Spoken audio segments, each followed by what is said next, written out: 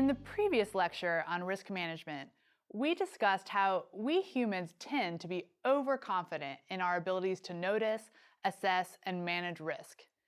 The message I left you with was that we need to practice humility. Remember to slow down, take a second look, and ask for others to double-check your work. I also encouraged you to learn to recognize objective hazards in the outdoors and to not place too much confidence in your safety gear, training, or communication devices. But I may have left you with the impression that once you compensate for those shortcomings, you will be able to, in a rational and logical way, make good risk management decisions. But the truth is, humans aren't purely logical and rational. A conscious weighing of the severity and likelihood of a risk is only a small part of how we make decisions. We also use emotions, memories, images, social cues, and learned patterns. So that logic-driven risk matrix I taught in the previous lecture is only partially helpful in managing risks. We need to also be aware of how we make decisions. Knowing why we're feeling like doing something can help us better assess whether it's a good risk to take. For example, we all know with the logical part of our brains that we will make more money in the stock market if we buy low and sell high. But so many of us do the opposite, despite explicit knowledge of what we should do. When the markets are down, we take our money out. And when they've been high for a long time, we buy back in. We're clearly not purely rational beings. This is the work of the emotional part of our brain, the limbic system. It's not tied to logic. It's tasked only with identifying threats and rewards. It is evolutionarily primitive, strong, fast, and difficult to ignore. It may be tempting for us to try to suppress the emotional part of our brain. After all, Western culture tends to glorify logic and shun the irrational. We carry the legacy of Plato, who envisioned our rational selves as a charioteer controlling the wild horses of emotion. But not only is it impossible to fully ignore our limbic system, it isn't desirable. Cognitive science gives us the example of Elliot, a patient who had damage to his brain that prevented his limbic system from communicating with his neocortex, the logical part of the brain that controls executive functions. Plato might see Elliot as the ideal, completely rational, a charioteer not struggling to control any wild horses. But Elliot couldn't make even a simple decision like what shirt to put on in the morning. There's no logical way to decide which of two similar shirts to wear. There's an infinitely large number of factors to consider in even this simple question. And our neocortex can't consider more than 5 or so factors at any given time.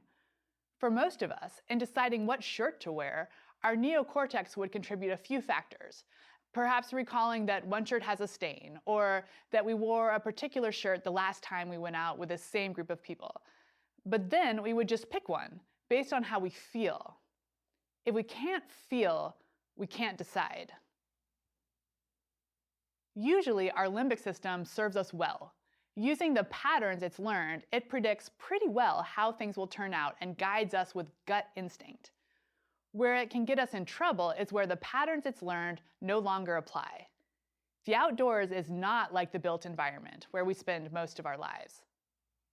There are scores of accident reports of visitors to the south rim of the Grand Canyon accidentally falling thousands of feet to their deaths because their actions were guided by their limbic systems, which failed to recognize the fundamental difference between this site and other busy tourist locations. These accidents happen despite warnings posted on signs, handed out in brochures, and reiterated by park rangers and tour guides.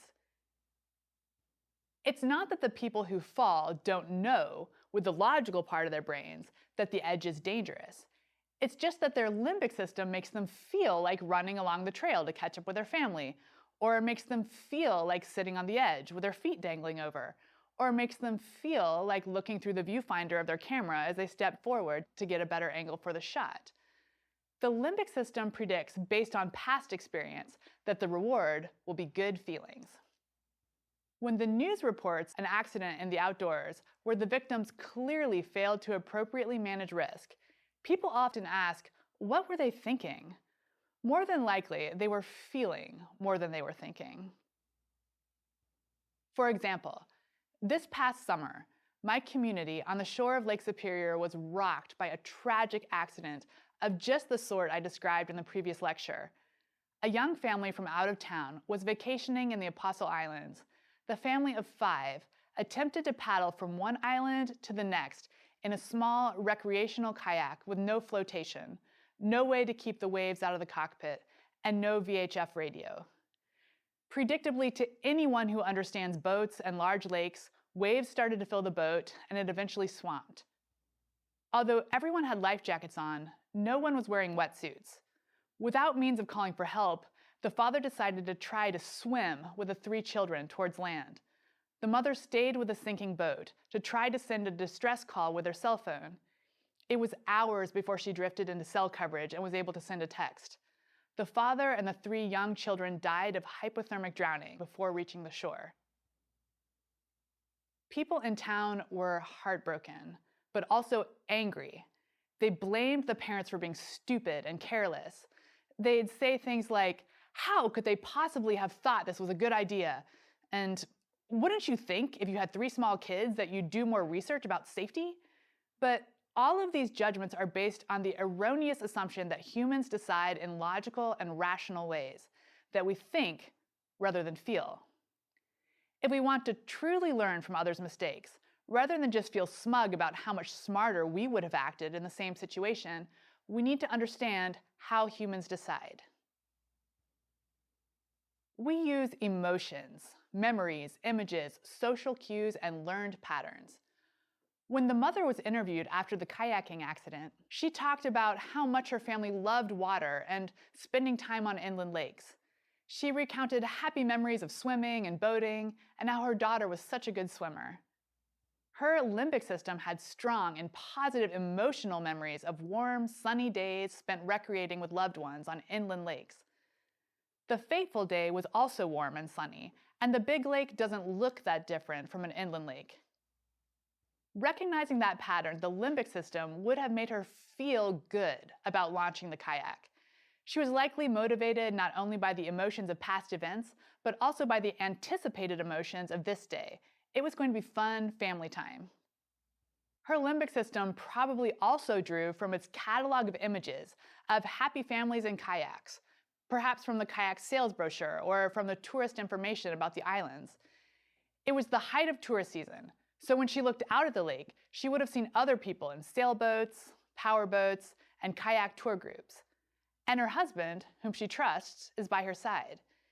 These social cues would signal to her limbic system that the place is safe. Vacation time is limited and precious, and so her limbic system would be telling her to make the most of it. And they clearly planned on kayaking, since they brought their kayak with them all the way from home, and being consistent with plans feels good as well. All of this implicit information that is not explicitly available to the logical part of her brain, would have given her a big green light. She was not thinking that it was a good idea to kayak on Lake Superior, she was feeling it was good. There would have been no lingering unease telling her she should do more research about safety. Yes, it's true that the logical part of her brain was probably lacking some information it needed about the objective hazards of a big, cold lake. And in response to this tragedy, people have suggested posting the temperature of the water on signs that tell visitors how many minutes they could survive in the water before becoming unconscious. These signs are not a bad idea, but simply giving that information to her might not have been enough to change her decision. The emotional part of our brain is powerful, and it will force a decision unless the logical part intervenes. But the logical part of the brain is weak and easily overpowered by the emotional part. For example, many of the people who are caught in avalanches while skiing in the backcountry have taken training courses in avalanche awareness and safety. Some even teach these safety courses or work as avalanche forecasters, and yet they decide to ski despite clear warning signs. To understand how they could decide to take this risk, clearly in the high likelihood, high severity quadrant, despite knowing about the risk, we have to factor in emotions. Imagine you've climbed all morning up to the lip of your favorite backcountry snow bowl. There's deep, fresh powder below you with no tracks yet from any other skiers. The logical, executive part of your brain saw the forecast for moderate to high avalanche danger and noticed the whoomph sounds and the visible cracks in the surface. Your neocortex may be trying to use the risk matrix, but it never gets a chance to report its assessment because the emotional part of your brain has already started your body skiing down the slope. If your neocortex is a soft-spoken, bespectacled actuary putting the final details into the PowerPoint, your limbic system is the DJ at the spring break dance party. Your limbic system never hesitated. It remembered the exhilaration of carving first tracks down this slope many times before. It anticipated joy, epic footage from your GoPro, admiring looks from your significant other, and jealousy from the people still climbing who woke up too late to get the first tracks. It likely never heard the protests from your neocortex. Most people who survive a terrifying ride in an avalanche change the way they approach that risk going forward. Some stop backcountry skiing. Others continue, but become more cautious in their decisions. The next time they find themselves standing at the top of a backcountry snow bowl, they will have the strong emotional memories of both elation and terror. Those feelings can balance each other out enough to allow the neocortex to complete and deliver its report. But even then, they're not deciding based purely on logic. Remember Eliot. We need our limbic system to help us decide. So, is there any hope for us to be able to make good backcountry risk management decisions the first time, without having to survive a harrowing near-death experience? We can sign up for outdoor training where we get to experience something that will cause us to experience fear, but in a safe, controlled way. For example, in the first workshop I took in technical rock climbing, the instructors had us hang in our harnesses from climbing ropes suspended from the rafters in a gym. We were hanging only a couple of feet above thick mats. We each then took a serrated knife blade and pressed it firmly against the rope. I can still feel, all these years later, the jolt of fear that accompanied the loud pop of the rope cutting and my sudden acceleration towards the ground. Now, every time I set up a climb, I double-check that the rope doesn't run over any sharp edges. That emotional memory is strong. When I teach advanced courses in whitewater canoeing, I try to find a short section of whitewater for students to swim down. I pick a section where they'll be able to experience the power of the water, but where I'll be able to set up reasonable safety systems to protect them. I find students after that experience are better able to decide whether they should paddle or portage around any given rapid. We can also help our limbic system learn by exposing it to stories of other people's mistakes. But for it to be our limbic system that is learning, the stories have to produce an emotional, physical response in us. So reading a technical, dry report of an accident won't do. Of course, we also don't want to be producing more fear than is warranted. So I would suggest steering away from Hollywood wilderness survival films or sensationalized survival TV shows that overhype incidents. But finding good documentaries, podcasts, or books about true outdoor incidents can help our limbic system learn patterns that will help it help us make good decisions in the backcountry. Reading accounts of other people's outdoor misfortunes can also help our neocortex, the logical part of our brain, learn to recognize and understand the emotional factors that go into human decision-making. This might give it a better chance of recognizing when the instinctual action being suggested by the limbic system might not be the best idea. But for this to work, we have to read accident reports not with an aim to judge, but rather with an aim to understand. We have to avoid hindsight bias, which, because we know how the story ends, makes the right choice seem obvious. We have to avoid asking, what were they thinking? And instead, try to figure out what they were feeling. It's likely they were feeling okay about their decision because of the presence of one or more heuristic traps. Heuristics are decision-making shortcuts that the limbic system uses to weigh risks and reward. They'll work well with routine tasks in predictable settings, so we've come to rely on them for most decision-making where we don't have the time or expertise to consider all the data. Heuristics become a trap when the situation is new or unique and the old patterns no longer apply. Recognizing heuristic traps can give us a chance at avoiding them. The acronym FACETS can help us remember the heuristics that are most likely to trap us in the backcountry. It was coined by researchers who study human factors in avalanche accidents, and it was built from research in social psychology. The F is for familiarity. We tend to feel more comfortable and safer in places we know.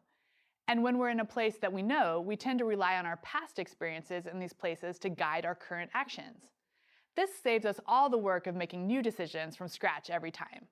In the front country, where life is more structured, this usually works for us. We might order the same dish every time we go to a certain restaurant, or we may drive a certain route home because we know it usually has less traffic. But in the backcountry, it can get us in trouble. The same location could have much different dangers from one day to the next, depending on the conditions. Backcountry skiers take significantly more risks in familiar terrain. I sometimes am tempted, when I'm kayaking in my backyard of the Apostle Islands, to race an incoming storm or attempt to make it to an island. And I have to admit that sometimes I go exploring in the national forest that surrounds my town without telling anyone where I'm going. Whereas if I were in a new place, I would be more cautious. But of course, there's no law that says I can't get hurt or killed just because I've been here before. The A is for acceptance. We are all social animals, and we've been taught from a very young age to do things that gain us acceptance from others. In normal day-to-day life, this desire to be accepted is usually good for us, assuming we're surrounded by functional people.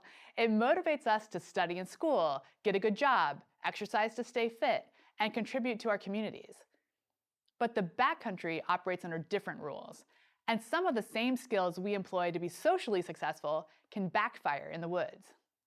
If we're focused more on what people think of us than on what we need to do to keep ourselves safe, this heuristic can become a trap, encouraging us to push towards the summit so we can tell people we made it to the top, or follow our friends further and further down the river even though we know we don't have the paddling skills, or fail to mention to our hiking companions that we've got blood in our vomit.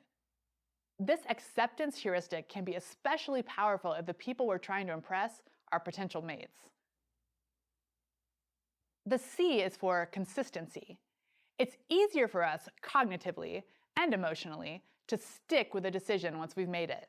That way, we don't have to stop and consider every new piece of information, and we don't have to appear indecisive. When the situation is largely the same, staying the course is usually a good idea.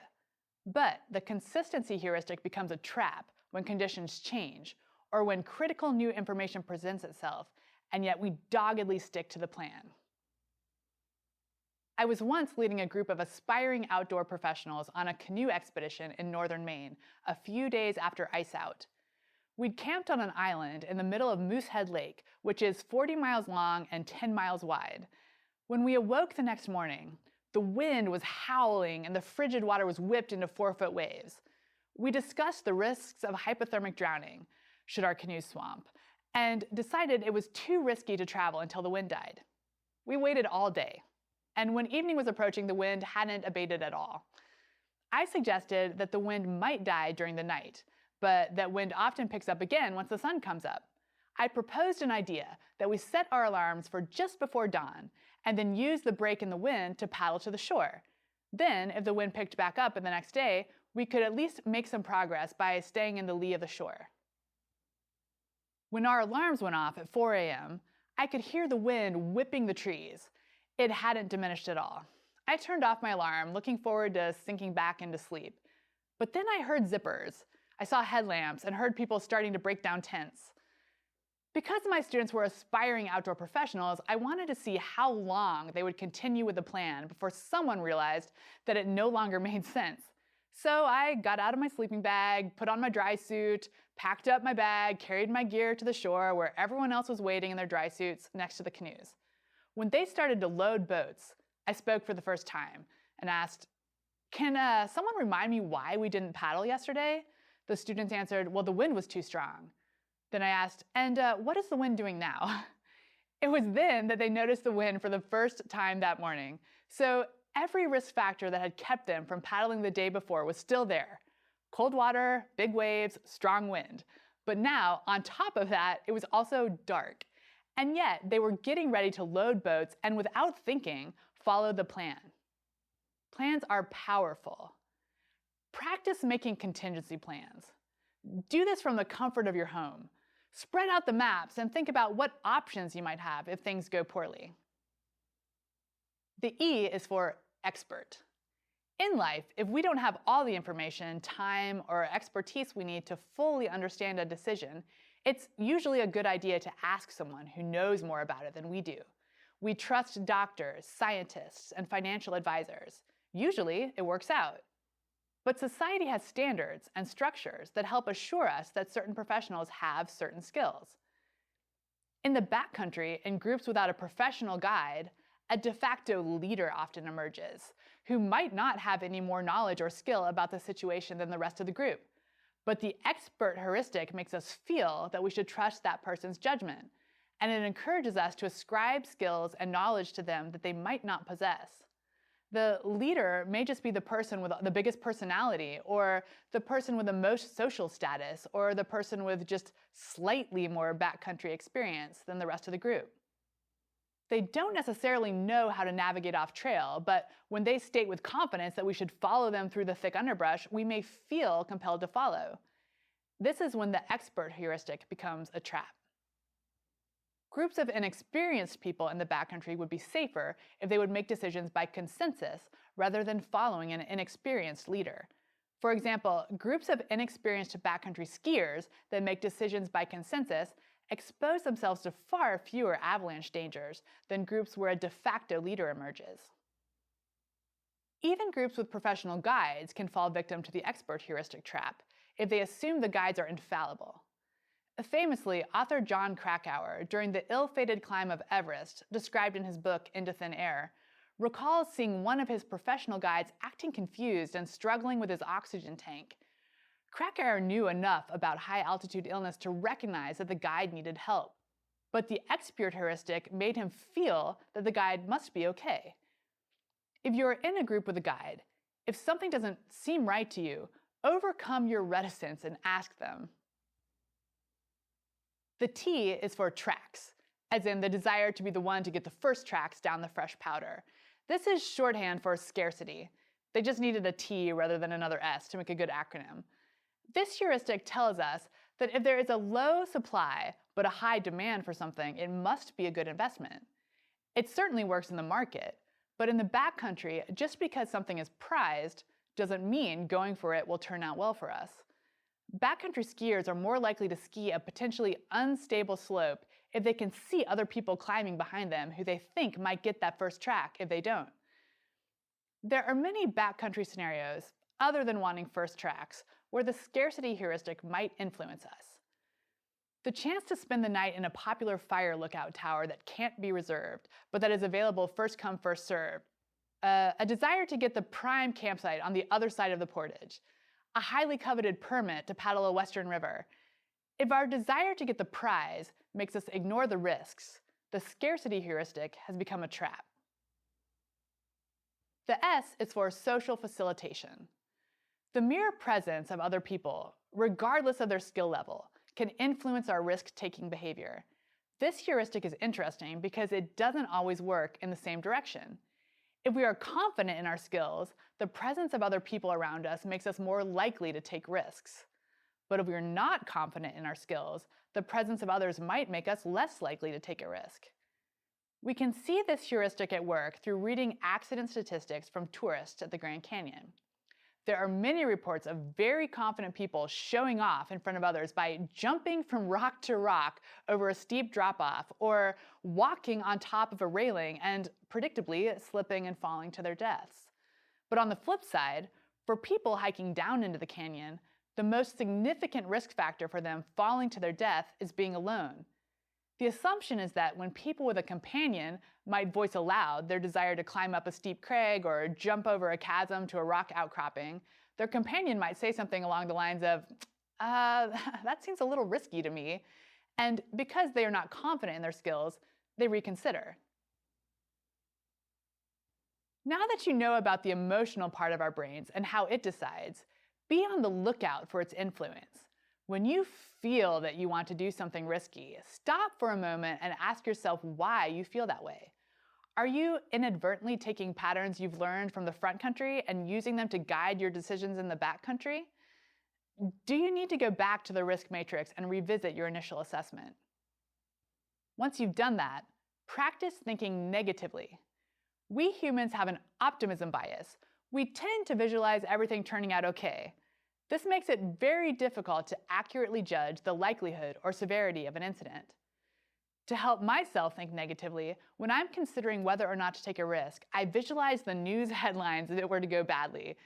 Outdoor professional and former Outward Bound instructor struck by lightning on top of ridge. And I imagine all the quotes in the article from people who would say things like, "I know she understood the risks of lightning. I'm very surprised that she was up there." The final technique for managing risk in the backcountry is to make sure that you are well rested, well fed, well hydrated, and appropriately warm. The logical, executive part of our brain is very sensitive to sleep deprivation, dehydration, low blood sugar, and temperature challenges. It doesn't take much to impair our judgment. If you're about to make a difficult decision about risk, first eat a granola bar, drink some water, and check your shivering. If you're tired, get some sleep, and then revisit the decision in the morning. And the final word, at the very foundation of risk management in the backcountry, is the need to be conservative. Remember, you're far from the societal safety net.